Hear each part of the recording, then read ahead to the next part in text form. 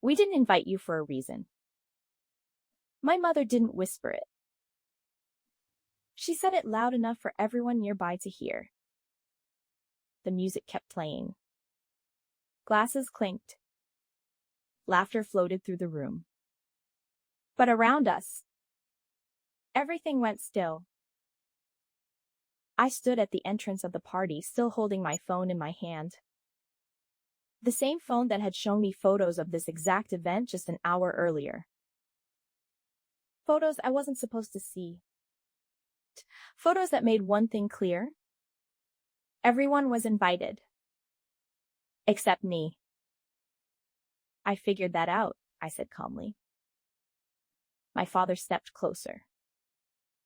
His expression was tight, controlled.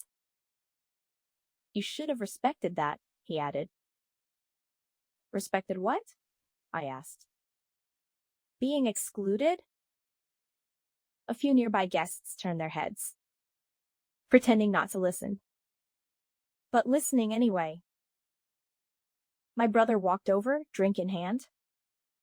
He smirked. Why are you even here? He asked. Curiosity, I replied.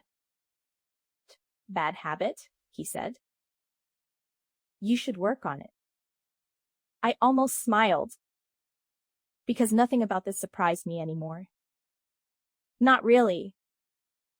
The looks, the tone, the quiet agreement in their silence.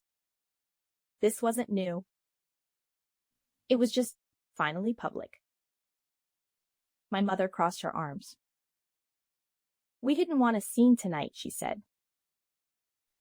And you thought I'd cause one? I asked. You always do, she replied. That stung. Not because it was true, but because it was easy for them to say. When they had spent years painting me that way. The difficult one. The problem. The one who didn't fit. I looked around the room. Decorations. Lights. Food. Family. All of it carefully arranged. Perfect. Except for me. Because I wasn't part of the picture. Not anymore. Who decided? I asked quietly. My father didn't hesitate. We did. Of course. Always together. Always aligned. At least when it came to me. My sister approached slowly. She didn't look as confident as the others. You shouldn't be here, she said softly. Why? I asked. She hesitated. Then said the one thing that made everything click. Because people are asking questions. There it was. Not about me. About appearances. About image. About what others might think. I nodded slowly.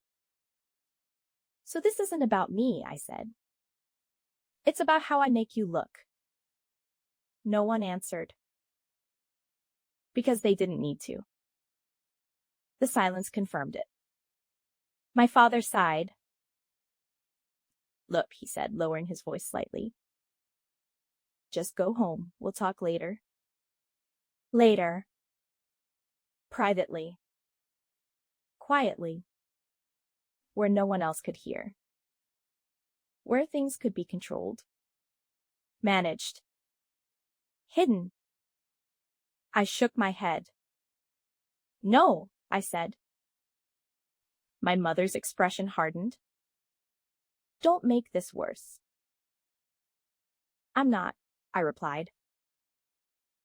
I'm just done making it easier. That made a few people nearby shift uncomfortably. Because now, this wasn't staying quiet. My brother rolled his eyes. Here we go, he muttered. I ignored him. Instead, I took a step forward. Into the room. Not as a guest. Not as someone seeking approval. But as someone who finally understood something important. You didn't invite me, I said. But you forgot something. My father frowned. What? I held up my phone. Tapped the screen. The large TV on the far wall flickered to life. The music faltered. People turned. Confused. Curious. Silent. Just because I wasn't invited, I said calmly. Doesn't mean I don't belong here. My mother's voice sharpened. What are you doing? I looked at her. Steady. Unshaken. Something I should have done a long time ago. The screen behind me lit up. And whatever was about to play was going to answer every question in that room, including the ones they never wanted asked. The screen brightened. At first, just a file name. Then it opened. A video. Grainy. Unfiltered. Real. The room fell silent as the footage began to play. It was our living room. Same house. Same furniture. Different night. My parents were sitting together. My brother nearby. Talking. Relaxed. Unaware. Recording. My mother's voice came through clearly. We can't keep pretending she's part of this family, she said. A few gasps echoed in the room. My father nodded in the video. It's easier if we just phase her out. The silence in the party turned heavy. People stopped moving. Stopped breathing. My brother's voice followed. She won't even notice at first, he laughed. My chest stayed steady, because I had already heard it. Days ago. When they forgot to hang up, back in the video, my sister spoke softly. This feels wrong. But no one listened to her. My father waved it off. It's necessary. The video paused. Frozen on their faces. Clear. Undeniable. I turned to the room. No one was smiling now. No one was laughing. Just shock. My mother's face had gone pale. Turn it off, she whispered. I didn't. Instead, I stepped aside slightly. Let everyone see them. Clearly. This, I said calmly, is why I wasn't invited. My father stepped forward, anger rising. You had no right? No, I interrupted. For once, I did. The room shifted. People looked at them differently now. Questions forming. Judgment rising. Truth exposed. My brother looked away. My sister lowered her head. And my parents had no words left because the image they tried to protect was already gone. And now, everyone could see the reality they tried to hide. No one said a word. The silence was louder than anything before. My parents stood frozen. For the first time, they weren't in control. Not of the room. Not of the story. Not of me. Whispers slowly spread. Guests exchanged looks. Some shook their heads.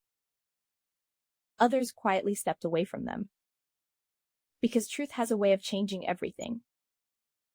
My mother tried to speak. This isn't. But the words didn't come. My father looked at me. Not angry anymore. Just exposed. You embarrassed us, he said weakly. I met his eyes. No, I replied calmly. You did that yourselves. A pause. Heavy. Final. I picked up my phone. Turned off the screen. I didn't come here to ruin your party, I added. I came to stop being a race. No anger. No shouting. Just truth. I walked toward the door. This time, no one stopped me. Because now they understood. I wasn't the problem they tried to hide. I was the truth they couldn't control. Outside, the night felt quiet. Peaceful. Free. And for the first time, I didn't feel left out. I felt released. The moral of the story. People may try to exclude you to protect their image, but the truth always reveals who's really at fault. Never stay silent when your worth is being denied.